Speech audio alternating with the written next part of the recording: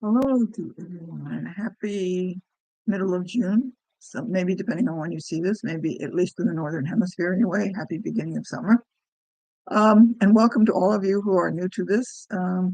What I'm going to do today, or what I have been doing, is working on, so some of you are new to me, so you don't know, working on, go read this, some of the content of this book.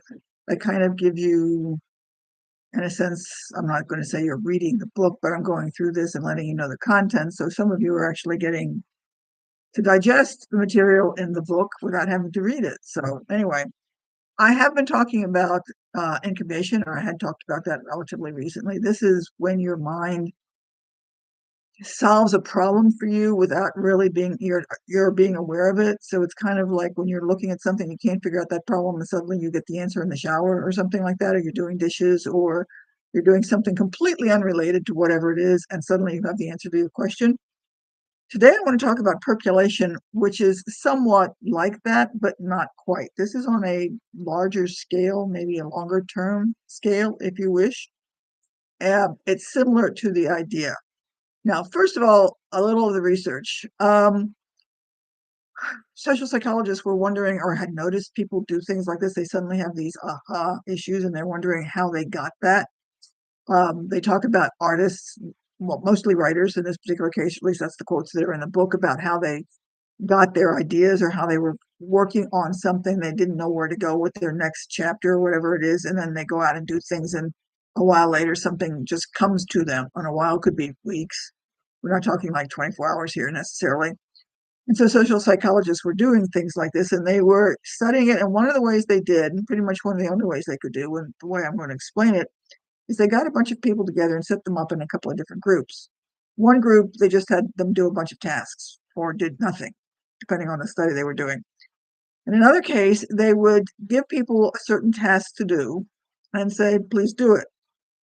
And then they'd let the people do their tasks. And yet a different group, they would give them their tasks, but they would interrupt the people when they were doing their tasks. Not all the tasks, mind you, but some of the tasks. And so they would go back later and then they would ask people to list the things that they had done. What people discovered is that, strangely enough, or what is unexpected at that point in time, is that people remembered the things they had not done.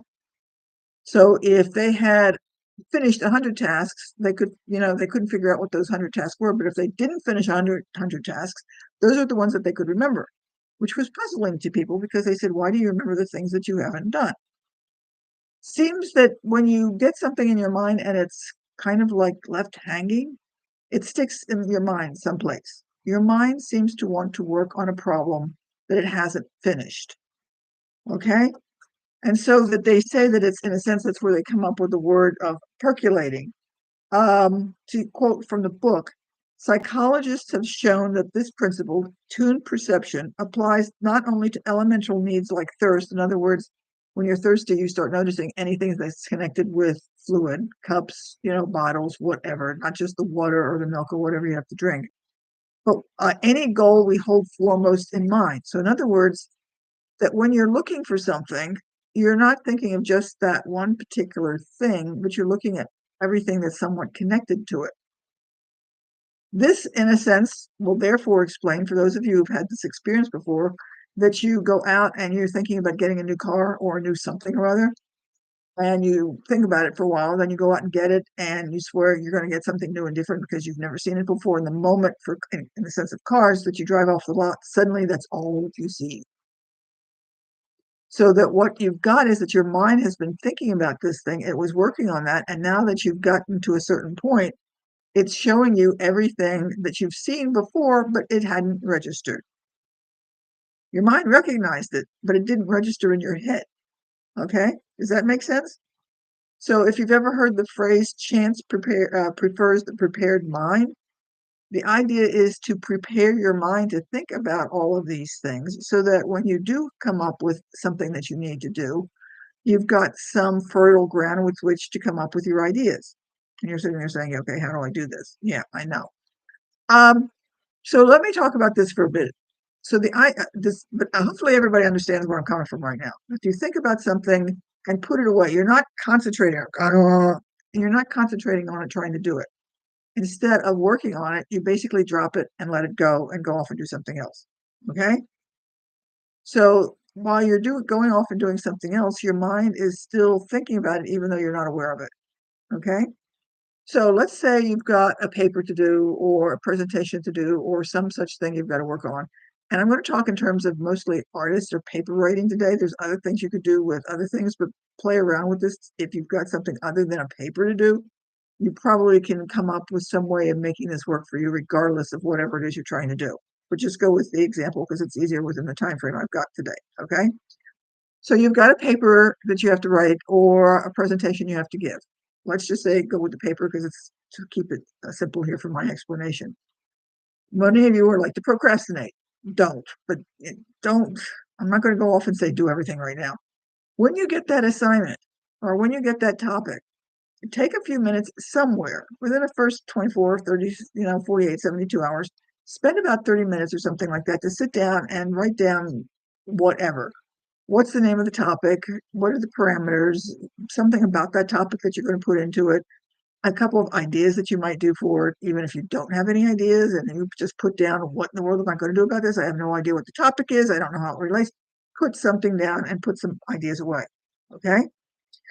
Then somewhere a few days later, a week, go back and take a look at that again. If you're in a class, for example, and you go back to class, if did the instructor say anything else about the topic? Any other new comments, maybe from some of your classmates? Maybe something in one of the lectures came to mind and you said, okay, that fits. Maybe you heard something somewhere. Put down the notes at some point in time. If you're at work and it's a presentation you have to make, did your boss say anything? Did some of your coworkers make any comment that somehow fit that? Listen and be aware of what's available because you'll become much more aware of it if you let these comments in.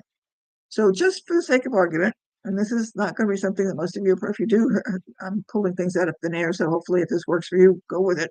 But let's say you have to work on something on the pituitary gland or some such thing like that. When you go to a doctor's office or you in some place you're sitting in a bus or you're sitting in a waiting room someplace and somebody starts talking about, gee, I've just got this problem. They say it's my pituitary. I wish I knew what was going on.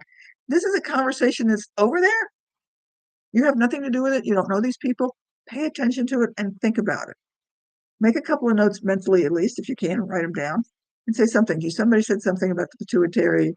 What's this all about? Does it have anything relationship to my paper? Just start being aware of those external cues that you're getting from in your surroundings without necessarily being pertinent to whatever it is you need to do. Okay?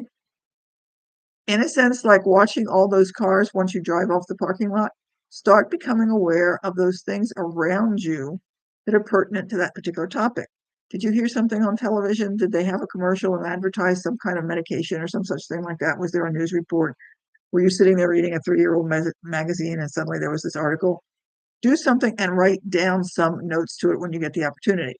Now, just as a side note, my my writing your paper with note cards is a really good way to go about doing this because it kind of dovetails into this whole process. Because if you had the opportunity to say, have a bunch of blank note cards around with you periodically, like if you're going to school, put them in your book bag or whatever, keep them at your desk at work or whatever, and make some notes and keep these note cards.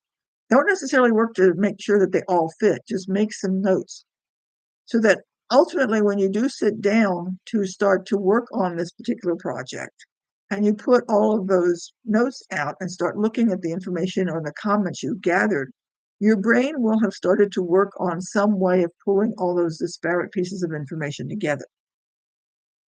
And so that it's not going to be that blank page that you stare at and it's like, oh my God, now what do I do? Many authors have said something to the effect of once they've gotten to a point in their story and they're trying to figure out dialogue or how their characters would play, they go around and they start listening to people in the grocery store or on the bus or whatever, and they hear bits and pieces of conversation, eavesdropping actually, because they're listening to what other people say, and they start picking up on these conversations that pertain to whatever it is that they're trying to write in their story. So what you're doing is, in a sense, your brain is starting to focus on those particular items that are pertinent to whatever it is you need. You can't force this exactly and can't sit there and say, I'm going to go listen to what everybody says so that they say what I want to do. But you become aware of what they're doing because you're not focused on it. So that when you do get to the point of needing to write that paper or prepare that report, you've got a lot of information that you can start pulling together, even if it's just something like, again, using the pituitary. So I'm writing about the pituitary, and these are some of the things I've heard other people say and some of the questions they've come up with and their concerns about it. So I'd like to address those issues. And you've at least got a way of going about approaching that particular topic based on what people around you seem to think they want and need. Does that make sense? Hopefully. You can play around with this depending on your topic and what you're looking for. But going back to the comment of chance prepared favors the prepared mind, if you let your mind go and not force it and just become aware of and let your mind become aware of what's in your external environment and keep notes and notice that, it's going to help you create whatever it is you need to do at some point in time. Now, the work in this means you have to practice at it to sort of like look at what you're doing and pull it all together. And for those of you who will procrastinate, you may not pay any attention to this at all until like 24 hours before you have to do whatever it is you do. So you have to allow yourself and really allow yourself the ability to pay attention to these things earlier and take those notes and accumulate them. But this can work for you because it works for a lot of other people. So play around with it and see what happens. If you do something, or you can say, aha, so that's how I got that paper topic done, or whatever it was 2 years ago. This is what's going on. It's called percolation because it's allowing your main brain to percolate in the same sense of if anybody does coffee in the old fashioned way of letting it just go through all the liquid until it gets to the point that it's the appropriate to drink. Okay. So let me know if you've ever noticed anything that worked like this or what you think about it, or if you've got any questions. And hopefully you found this helpful. And I will chat with you later. Bye.